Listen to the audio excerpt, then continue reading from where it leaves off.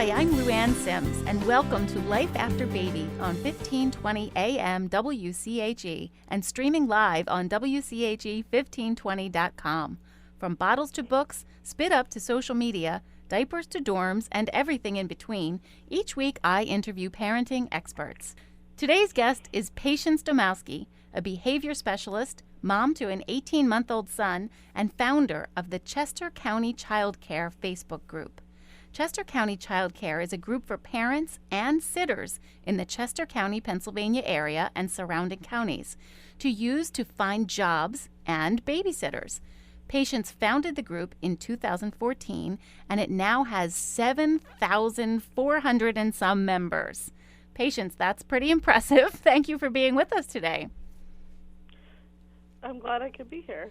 I know, I was surprised how big the group grew. It actually grew very fast. A lot of groups would love to have that many people participating in their group. So why don't you give us an overview of what the group is and why you founded it? So several years ago, I want to say 5 or 6 years ago, I was on those regular Facebook yard sale sites. Facebook just started doing the groups, and almost everybody had a yard sale. So I was on there, and I constantly would see people saying, I'm looking for a babysitter, or I'm a babysitter looking for work. And the yard sale admins would be like, no, not the place for it, not the place for it. And I was also at the time working as a social worker where I was helping people find jobs and childcare for their children as well. So I was like, well, I'll just start my own group if it's not working on these yard sale sites, and there seems to be a need for it. So I actually at the same time started 2 groups. There's one, Job Share Network, which is actually not doing as well as the childcare page, and then that childcare page, because I couldn't find any, at least in our area, on Facebook at the time. I know there's a few running now, but there wasn't any at the time. So I started both of them, and I just admit it, I don't screen the people. I tell the parents they need to do that, Sure. I have a few screening questions before they can join, because I've had people from Morocco try to join, or people who just say, when I say, do you live in Chester County? Where do you live? And they just say yes. I'm like, well, that doesn't show that you really read the information, or whatever. So you have to be able to do the basics to get in. Yeah. So, and then recently I added where they have to they have to write down 2 references to get into the group. I added that because we had a few issues. Now, I actually don't call the references at all. I just think that if you can at least name 2 people, that shows you're a little bit more legit than just a random person trying to join. Okay. So I just say name 2 people, and then obviously the parents would have to, follow up, or the babysitters have to follow up with those references. But it's definitely helped screen out a lot of people who just try to join without filling out the information, Got it. So I feel like that kind of gives a tiny bit more credibility that you can at least name 2 people that can vouch for you. So it's not just open to the whole world. Yeah, there's a little bit of screening to just be in the group. Right, you have to be local. You have to name some references. You have to say that you agree to the rules, which aren't even that many rules. It's just basically be nice and only post about babysitting, not other, stuff, Okay. So tell us what the group, for people that don't have it in front of them or not currently a member of the group, what does it look like? Is it a job board, or is it more of a community where people are looking for advice regarding childcare, or is it more, I need a sitter Monday, Wednesday, Friday, who needs a babysitter? Yeah, it's very much the last one you said. There's not really chat about advice. Once in a while somebody will ask a question, but I feel like that's more for advice pages, which I even have an advice group that nobody even really uses actually. But there's so many other good ones in our area. I think that's why. And I was like, well, that's let's take that off the page. It's not so much how you feel about it. It's just posting jobs. Okay. So babysitters will go on and say hey, I'm Sally and I go to, local university and I'm available Mondays and Wednesdays, or, hi, I'm Michelle and I've been a nanny for 37 years and I'm looking for work, and then the parents can also just post and say hi, I have 3 children, I'm looking for care, every morning to get the kids on the bus, or I need somebody for weekend date nights, whatever. Okay. So I pretty much limited very much to just babysitting child care. Once in a while somebody will post about elderly care or pet care, and I try to kind of wean that out just to kind of keep it focused, just because there are so many posts. That's a different group, right? Some people have started those. Yeah, I didn't bother to start them because I didn't see the need, but some other people have started them. So now there's evolved pet care and elderly care groups, that have merged out of it. as well. So, yeah, I just kind of keep it as just a job posting. And then if there's any problems, like if anyone reports to me like, hey, this parent never paid me, or hey, this babysitter never showed up, which I get them occasionally, I just take them off the group. Like, I'm like, look, I can't get involved in like legal stuff, you know what I mean? Like, I can't make anyone pay you or make the sitter show up. There's nothing more I can do. I just like provided this posting page.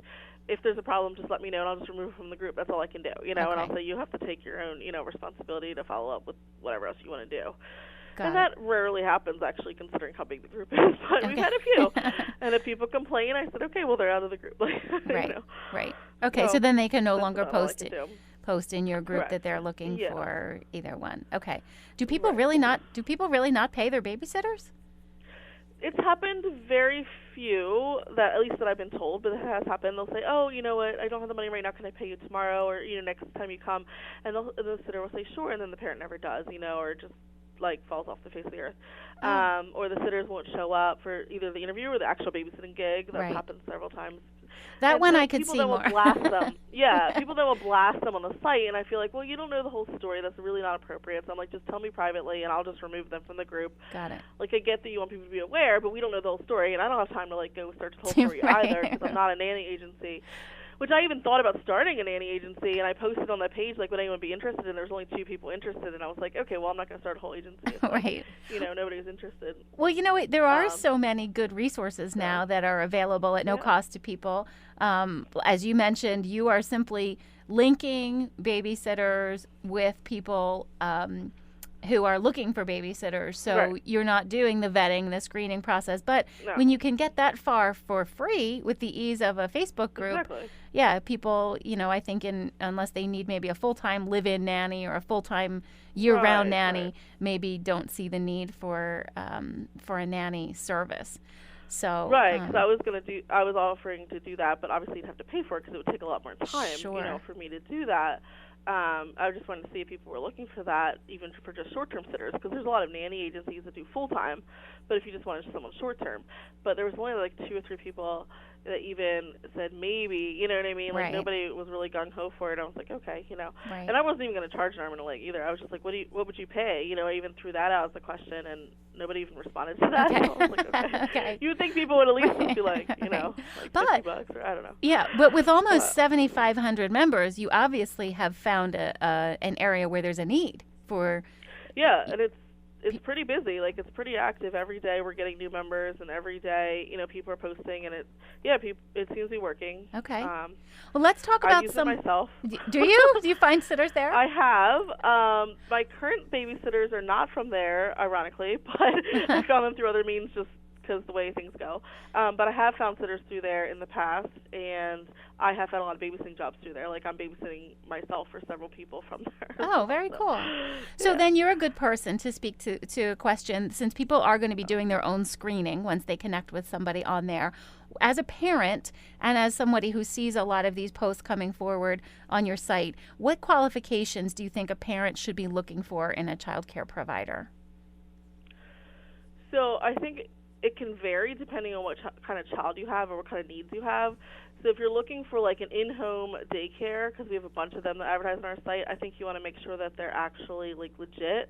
Because if they're, established as a daycare, they should have all their licensure and everything like that. They should have the clearances, everything. If they're just a mom watching kids in their home, that's different, you know what I mean? But you would still, I would think, want to look for their background checks, like make sure that they don't have any past child abuse issues or whatever. So that would be something important. And if you don't, if you don't already know the person or have, another way to kind of know that information, I think getting references is good, just to know that other people have used them and think highly of them is important too. Making sure that the person is actually available for the times that they say they are, because sometimes that doesn't always line up. Right. They'll say yes to an ad, either the parent or the sitter, and then it doesn't always line up. So I think that's really important, like how flexible are you, what's the time really going to look like. Right. Also making sure they have experience with the age of the child. So some sitters only have experience with older children.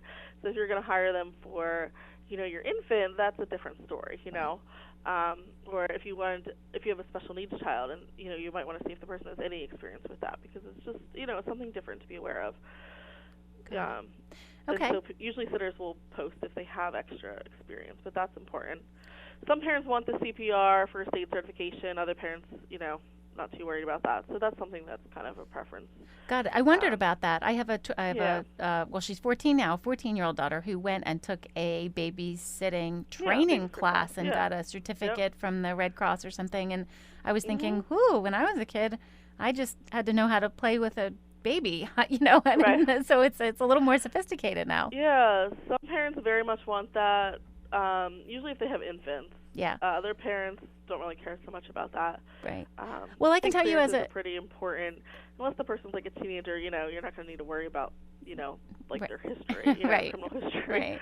Um, I can tell you as a parent so of a the, prospective babysitter, it makes me feel better knowing that she has that certification because, right. you don't want your child to go in babysitting for someone else and not be prepared to handle, minor first aid or major first aid issues or Yeah, anything, not knowing absolutely. what to do. So, okay, let's talk about the probably, I would say, hottest topic when it comes to babysitting.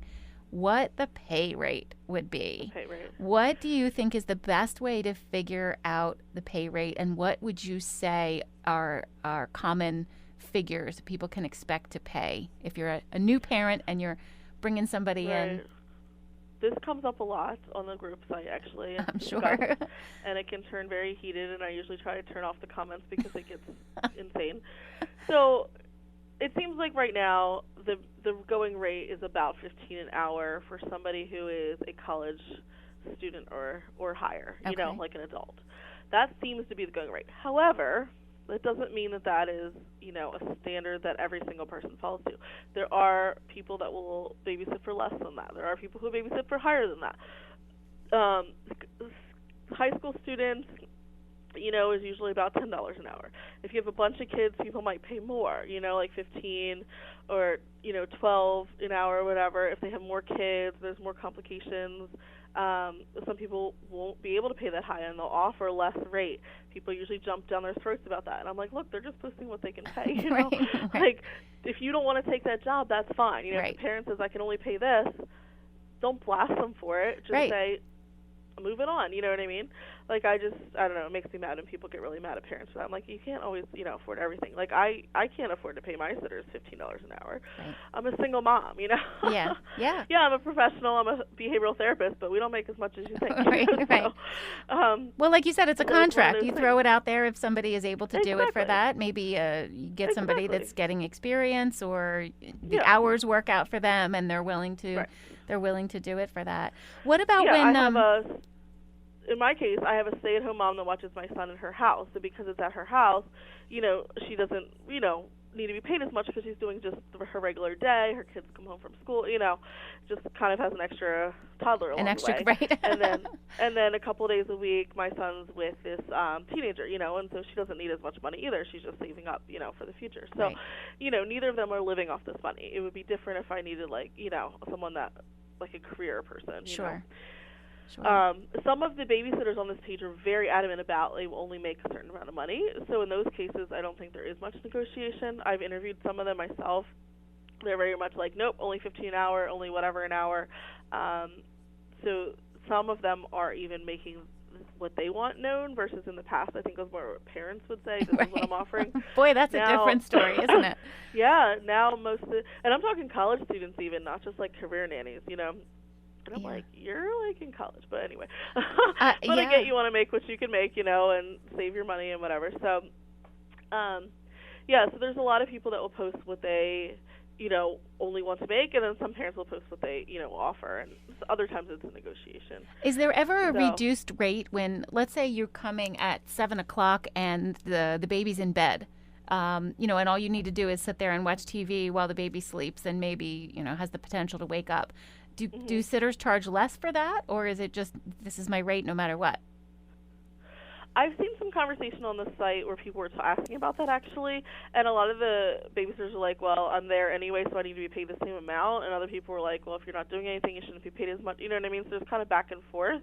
But it seems like most people think that they should be paid the same rate, and even overnight they think should be like higher, which I'm like, well, if the child's asleep, I don't know if that's necessarily the case.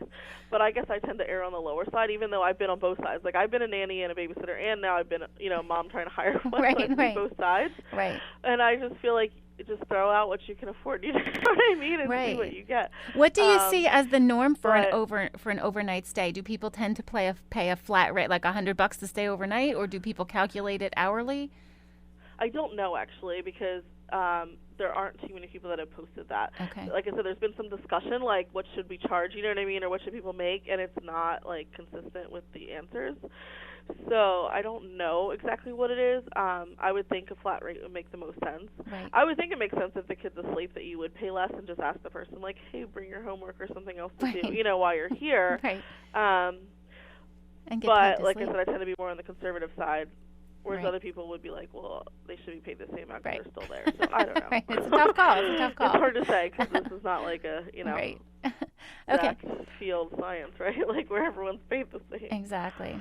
Okay, we need to take a quick break and we'll be back to continue our conversation. Before we do, we'd like to thank our sponsor. Everyone knows how fast kids grow, so why spend all that money when you can get the same styles at a fraction of the price? Once Upon a Child in Exton has everything your kids need, so save time and money by shopping at Once Upon a Child. Have your kids outgrown those nice overalls? Trade them in for something they can use. Only at Once Upon a Child at the Whiteland Town Center, 193 West Lincoln Highway in Exton. You can reach them by phone at 484-873-3900 and tell them we said hi. So we will be back with more with Patience and the Chester County Childcare Facebook group in just a few minutes. Welcome back to Life After Baby on 1520 AM WCAG and streaming live on WCAG1520.com. I'm Lou Ann Sims, and today's guest is Patience Domowski. She's a behavior specialist, and she also runs the Chester County Child Care Facebook group, which is a resource where you can join to either look for a babysitter, or if you are a babysitter, you can post your availability and your qualifications and maybe find families that you can work for. So thank you again for being with us today, Patience. We're learning a lot about and you have over 7,500 members in your group. So we've been saying this is obviously a big need for people and a hot topic. We were talking about what to pay babysitters, and there's a lot of controversy about that. I know that when I used to babysit back in 1992, 93, I used to make $9 an hour, which felt like That's a pretty fortune good back then. Yes, doesn't it? I can't believe it. So when I think of it now, I think, goodness, they must be making $30 or $40 an hour by now. But really. in that case, nobody could ever afford to go out. But it's a good way to make some extra income, whether you're a parent or a college student or a full-time child care provider. So clear up something for me that I have never understood. What is the difference between an au pair and a babysitter? Okay, so a au pair is usually the term used for a full-time nanny that lives in with a family that's usually actually from another country. So there are people on this site that work for au pair agencies, and they do try to recruit families, that might want a live-in nanny from another country. So that's the term that they use for that. Now, you could look for a nanny that's local, and you wouldn't really use the term au pair, and that's usually meaning full-time. It could be live-in, could be live-out, but usually pretty much full-time,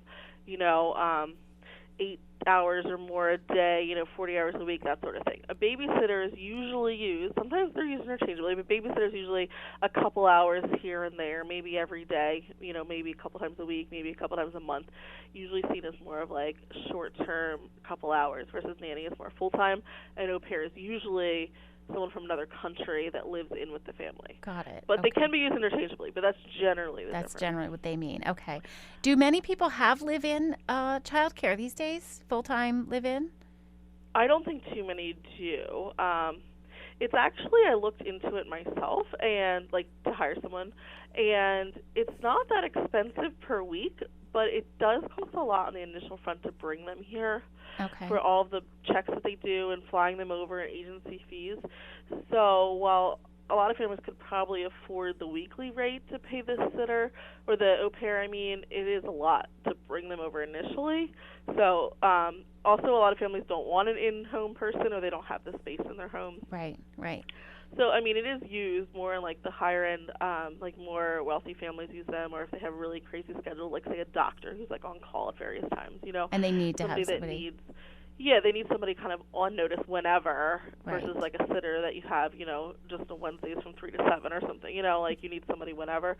That's usually the people that'll get an au pair. Okay. So Vary. if you were working, Sorry, if you're listening from the employee's point of view, if you were to work as a live-in nanny or childcare provider, are you expected to be on call 24/7, or how does that usually work? you have to figure out a deal with the family. So some of them would have you just sort of here and there whenever. Other times it's usually a set schedule. Usually room and board is included. Like, you know, you wouldn't pay for, you know, food or to live there or, you know, those kind of expenses. Sometimes you'll even have a car provided. It depends on the family, what you set up. But you'd have to figure out your hours in advance and how it's going to be, you know. With an au pair agency, they do require you can only work a certain amount of hours. So, like, you can't overwork your nanny 80 hours a week, you know, kind of thing. Right. They definitely have, like, restrictions for that.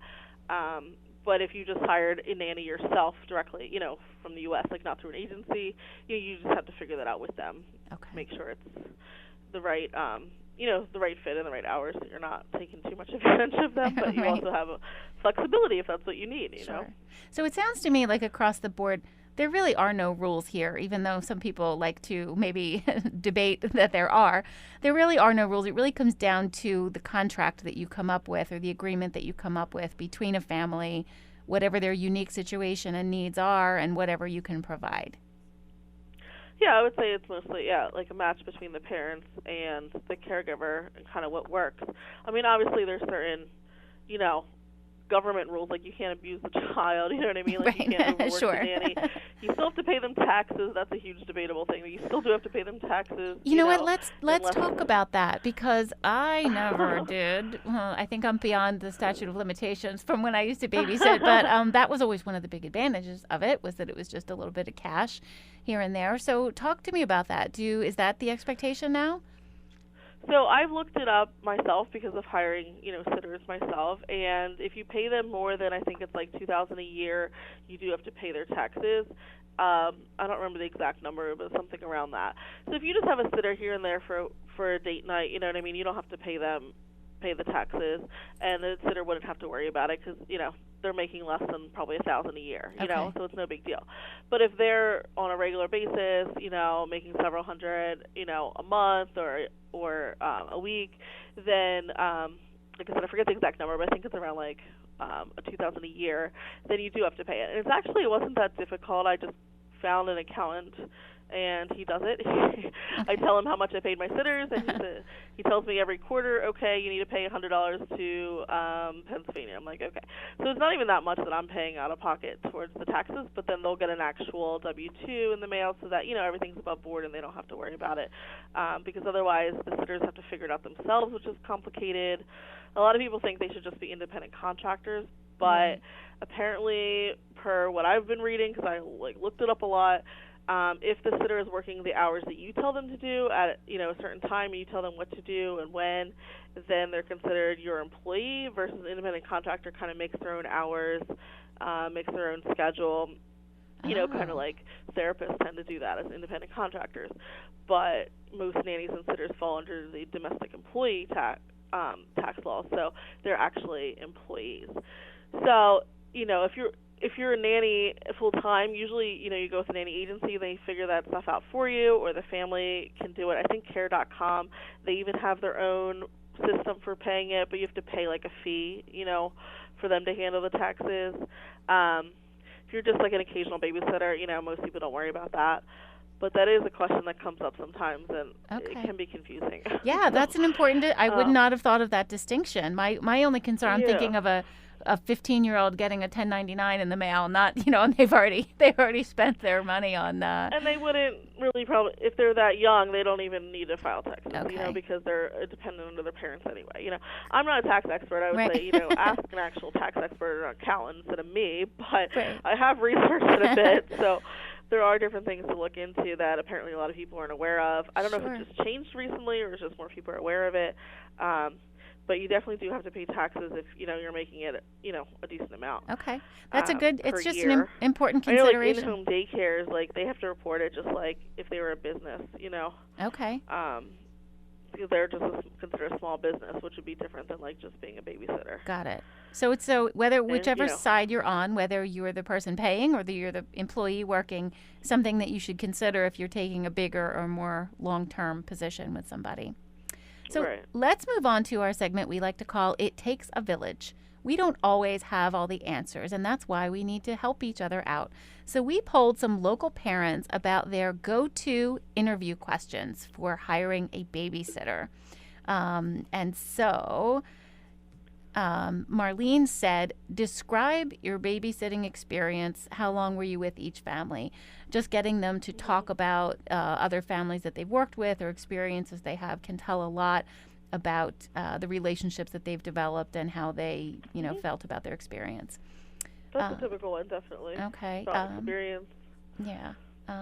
Billy says to ask what are your favorite and least favorite parts about babysitting, which is a good one because there, of course, are some things that can be challenging. Mm-hmm. Sam said, what is your scariest or most challenging babysitting situation and how did you respond? Certainly there might be situations, I guess, where a child gets injured or gets into conflict with a sibling or something like that, and the babysitter has to be prepared to maybe not always have all the answers, but know how to manage the situation and do it in the most safe way. So I think that would be pretty critical as well. Do you have any questions that you think are super important for parents to ask a prospective sitter? I think ask about how they discipline if it's an older child and not an infant. How do you discipline a child if they're not listening or not doing what you ask them to do?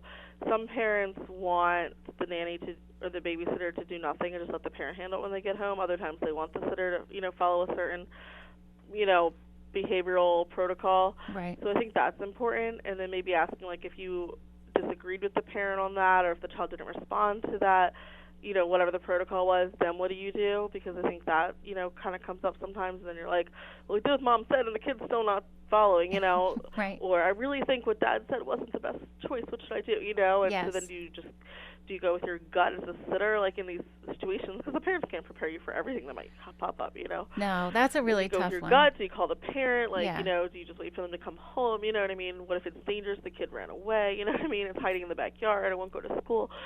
Right. There's sometimes these things come up, right? Yes. So sometimes that's important to talk about. And you know what? I always used to find when I used to babysit, the most awkward thing would be if the parents were still there getting ready and I was with the kids, or let's say if somebody's working with a mother, as a mother's helper, where everybody's there and the kid starts doing something and you're like, are you going to deal with this or am I supposed to deal with this? Yeah. Right? And that is tough. Isn't it? Very uncomfortable. Well, thank you for that. Well, it's time to spin the wheel if you're willing to participate for our Parent Pop Quiz. So you are a mother yourself of an 18-year-old son, correct? So 18-month-old. 18-month-old. Did I say 18-year-old? I'm sorry. It's been a long day. So an 18-month-old son. I did know that.